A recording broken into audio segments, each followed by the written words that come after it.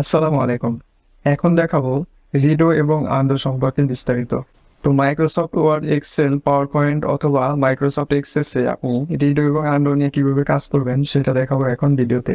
তো মাইক্রোসফট ওয়ার্ডের এখানে দেখতে পাচ্ছেন আমার এখানে কিছু কাজ আছে। এখানে আমি কিছু লেখা লিখছি।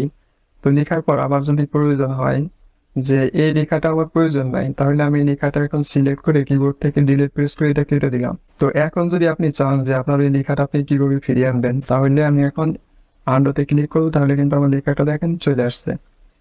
আন্ডোর কিবোর্ড শর্টকাট হচ্ছে কন্ট্রোল জেড। আপনি কিবোর্ড থেকে কন্ট্রোল জেড প্রেস করলে কিন্তু আন্ডো হবে।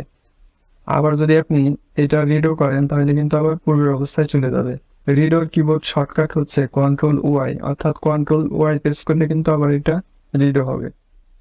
তো এইখানে দেখতে পাচ্ছেন আন্ডো এবং রিডো আছে। আপনার কম্পিউটারে যদি আন্ডো এবং রিডো এখানে না থাকে, তাহলে এটা এখানে কিভাবে আনবেন সেই প্রসেসটা এখন দেখাবো। তো এইখানে দেখতে পাচ্ছেন এটাকে বলা হয় কুইক অ্যাক্সেস টুলবার। এখানে ক্লিক করবেন। তো আমার এখানে দেখেন টিক মার্ক দেওয়া আছে আন্ডো এবং রিডোতে, এই জন্য এখানে শো করতেছে। আপনার এখানে যদি এই টিক মার্ক না থাকে তাহলে ঠিক এরকমই কিন্তু শো করবে, অর্থাৎ আন্ডো এবং রিডো অপশনটা আপনি পাবেন না।